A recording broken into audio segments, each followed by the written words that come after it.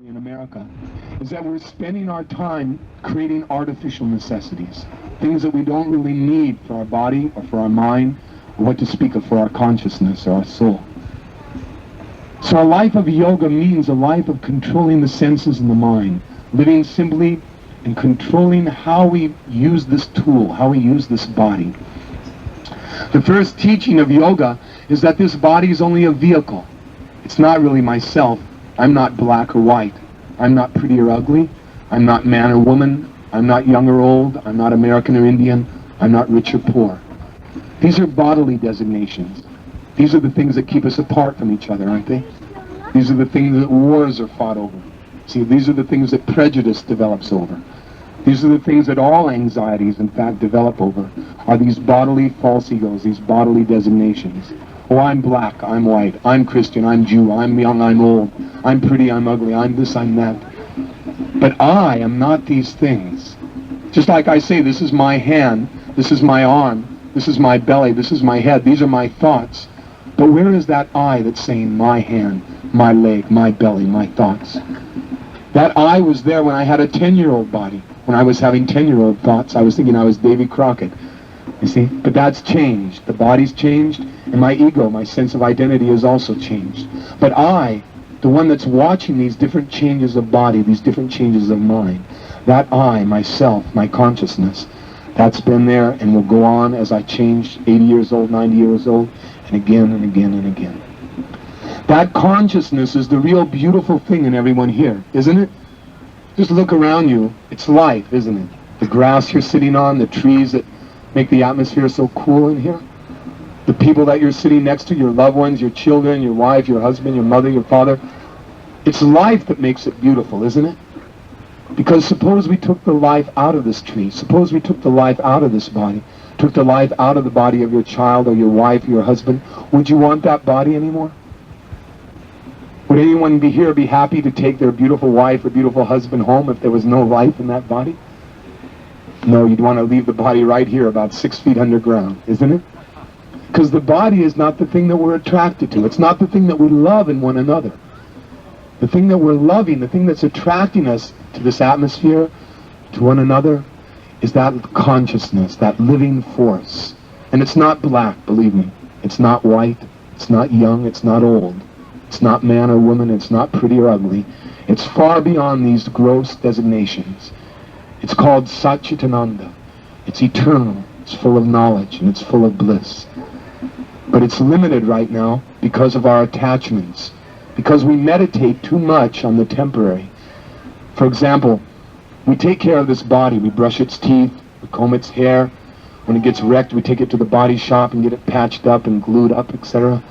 And we meditate on it. We look at it in the mirror and we think, oh, this is so nice, my hair. See, and we meditate on our wife's body too, our husband's body. Oh, she's so beautiful, or he's so wonderful, he speaks in such a deep voice, or she talks so sweetly. And we meditate on these bodily designations. Then there's children, right? Oh, isn't he cute? Goo, goo, goo, goo, goo, goo. You see?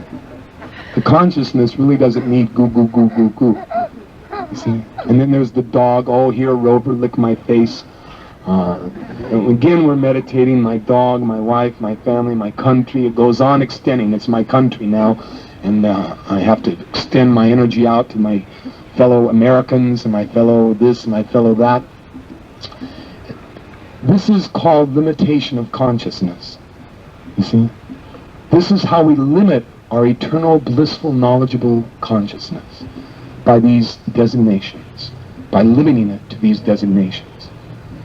So let's get free, right? Let's free our consciousness from these designations. Nobody wants to be limited, right? No one wants limited happiness. No one wants limited relationships. You don't really want to feel uptight around me, just like I don't want to feel uptight around you. But the only way we're going to actually be able to live together very peacefully and intimately is if we realize the beautiful thing in one another. That thing which makes us all equal. That thing which makes us equal with the plants, the trees, the animals, and everything else. And that's consciousness. That's the beautiful thing we're developing. And that's what this festival is all about. We're developing consciousness. And how? By sitting together, dancing together, singing together, feasting together, and serving together. We have to serve something. Don't you think so? Just think about it for a minute. We have to serve our belly at least, right? You have to put some food in it, right? You have to fill it up. Now, what else do you have to serve? Well, you have to serve so many things. You have to serve your boss. You have to serve your tax collector. You have to serve this. You have to serve that. Your wife, your children, your this, your that. But how long can we go on serving these things? How long can we go on serving the belly? For a few minutes, that's all. Then go on to serving something else. In this way, our mind is wandering, accepting something, and then rejecting it, accepting, rejecting, accepting, rejecting, looking for pleasure, isn't it? Why do I serve my belly? I'm looking for happiness. Why do I serve my wife? I'm looking for happiness. Why do I serve my children? For happiness. I'm serving because I want to be happy, and I know there's no other way to be happy but to serve. But what to serve which will bring the highest happiness, unlimited happiness, that we haven't found in this material world. Everything has a saturation point, like our belly, like our wife, like our family, like our eyes, ears, nose, our genital. It also has a saturation point. See, how long can we enjoy sex life? For some time, then we have to reject it and go on to something else. Because it has a saturation point like anything else. But there's a type of pleasure that has no saturation point, and that can be experienced just by a child. If he simply allows his consciousness to stop accepting, rejecting, and fix on that unlimited pleasure within. Hare. Everyone can say that. Hare. Hare. That unlimited pleasure within.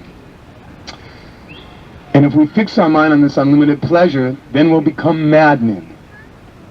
In the ordinary sense of the term, we'll become madmen. Because people will think, why is he doing that over and over again? Hare Krishna, Hare Rama, Hare Krishna, Hare Rama, Hare Rama. Why doesn't he say Coca-Cola, Coca-Cola, Coca-Cola, Coca-Cola? Why? Try chanting Coca-Cola for a while and you'll see why. For one thing, you're going to get really thirsty and you'll find out that the word Coca-Cola is not going to satisfy your thirst. You need the substance. But if you chant Hare Krishna, Hare Rama, Hare Krishna, Hare Rama over and over again, you'll find out that that name and the object, that unlimited reservoir of pleasure, are the same. And therefore, whatever you could derive from the reservoir of unlimited pleasure, you can derive from this sound vibration. And therefore, you'll be very illuminated as you chant. You'll think, I can go on doing this forever, and you'll become a madman going through the streets. Hare Krishna, Hare Rama, Hare Krishna, Hare Rama. It's something you can do forever. While you're in jail, you can do it. You see, and you won't be in jail. You'll turn the jail into a place of self-realization. You see? When you're the president, you could do it, and you won't be the president. You'll be a self-realized yogi, really able to lead people to the path of perfection instead of cheating them. You won't be a wife anymore, a husband, or black or white, or young or old, or man or woman. You'll be pure consciousness. You'll see yourself and everything as pure consciousness. And at that stage, you can really be happy. Then you can actually see things as they are and not be illusioned anymore. So this is the warm invitation of Krishna consciousness. It has nothing to do with black or white, young or old, or believe me, Christian or Jew or Hindu or anything like that. We consider these to be as much a part of false ego, Christian, Hindu, Jew, as we do black, white, young, old, man or woman. Because they're delegated to this body. I'm born in a Christian family, I call myself a Christian, right? I'm born in a Hindu family, I call myself a Hindu. So because of this body, I'm a Hindu. Because of this body, I'm a Jew. And if I was born 1,000,000 years ago, would I be a Hindu, Christian, or Jew? No. But I'd still be a servant. I'd still have my consciousness. See? Suppose you're born 100,000 years from now. Are you going to be a Christian or a Hindu or a Jew? No. But you'll still have your consciousness. You'll still have to serve. And you'll still want to be happy. So, the real religion which underlies Christianity, which underlies Hinduism, which underlies Judaism, which was taught by people who weren't Christians, like Jesus. He wasn't a Christian. And people that weren't Jews, like Moses, he wasn't a Jew either. You see? And people that weren't Muslims, like Hazrat Muhammad, he wasn't a Muslim. You see? Or people that aren't Buddhists, like Lord Buddha, who's not a Buddhist either. You see? Those persons who realize that religion, which underlies the organizations that came after them, which lost it for the most part, that realization, that can be had at any time, in any place, in any circumstance. Never mind what designation you may be in. And that realization is your loving service attitude. It's like, what did Jesus say? He said, love God with your heart and soul and mind and all your strength, and your neighbor as yourself. And this is contained all the law and the commandment. That's the real religion. You see? That's it. That's it right there in a nutshell. You see? What does Krishna say? Abandon all religion and surrender unto me, and I promise I'll protect you from all karma, from all reactions, from millions of births. That's it. Surrender. Give your love to the Absolute and all living beings. Then you're in the real religion. And you won't call yourself a Christian, you won't call yourself a Hindu anymore, or a Jew, or this or that, because you'll actually be able to communicate with every living being. So this is the warm invitation of Krishna consciousness, that you realize that beautiful nature of yourself, which was the nature of all great personalities, of all liberated souls. You and I are meant to be liberated souls. We're not meant to be in these false egos. We're not meant to be in these limited bodies and minds. You see? But we have to make the best use of it. It's a great tool. It's a great opportunity, especially this human life, for developing our consciousness. Krishna says, many, many births both you and I have passed. I can remember all of them, but you cannot. So it's many, many times we've taken birth. Therefore it means we're learning a lesson.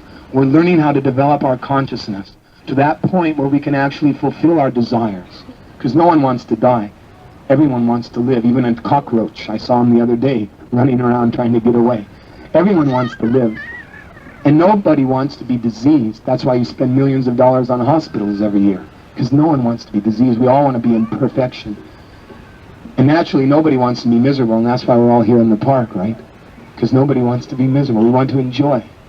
So we want to be eternal. We want to be full of knowledge. That's why we go to schools and universities. Nobody wants to be ignorant. And we want to be blissful. That position, Sat, eternity, Chit, knowledge, Ananda, bliss, Satchitananda, that is your right. That is you. That is yourself, eternal, full of knowledge and bliss, in your service, in your love for the Absolute and all living beings. This is Krishna consciousness. Don't think that Krishna consciousness means another sectarian religion. It doesn't. We're not pushing a religion. I didn't quit all other religions when I was 18 years old and at the age of 19 except this. I'd already rejected organized religions.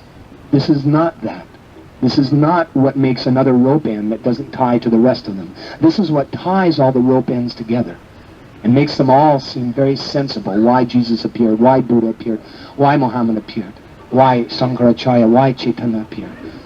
There are millions of incarnations and all of them have their function. And this knowledge, although it may appear to have been hidden for thousands of years, is actually revealed. If you look at some of the books that we have on display, our spiritual master has very kindly translated the ancient Sanskrit knowledge of India into English. That knowledge which was hidden in Sanskrit, which was being sought after as the fountain of youth, which was being sought after as the wealth of the East. That wealth was not material. Therefore, everyone that went to India to conquer and find the fountain of youth and find the reservoir of wealth, they all became frustrated because they were looking for something material and it wasn't. What they heard about, what they saw through the astrological predictions of the stars, that there was a great wealth in India was true, but it wasn't a material wealth, you see? And therefore it remained hidden from them in this ancient Sanskrit language. So this is the invitation of Krishna consciousness, that you take advantage of this hidden wealth, this fountain of youth that everyone's been looking for thousands of years, and achieve it. Achieve that reservoir of Satchitananda, eternity, knowledge, and bliss. So some of us are living here in Portland. There's a community on Hawthorne. What is it? 2805 Hawthorne Street. It's a beautiful community. We're visiting it. My name is Vishnujana Swami. I've been in this movement for about 7 years now. And we're traveling around the country in a big Greyhound bus. It's parked right over there, in fact. It's fixed up like a temple inside, and we carry all this stuff comes out of its belly just like a big transcendental fish. It rides into college campuses. It rides into scenes like in Berkeley and also in Santa Cruz, California, different parts all over the country. And it unfolds a festival just like the one we're having today. It's not an ordinary bus. It feels like that, like a gigantic transcendental fish that kind of swims around in this material world. It's on its way out. And it's inviting other people to get on board too. So any of you that would like to get out of this ocean of birth and death, this ocean of old age and disease, and enter into our real atmosphere, eternity, knowledge, and bliss, Our invitation is open to all of you, to chant, to dance, to feast. Not to necessarily join our religion, not to shave your head, not to put on robes, not to do all the things that we do, but to do that which was done by all great souls, singing the glories of the Absolute, dancing in ecstasy, and feasting on beautiful food first offered with love to the Absolute.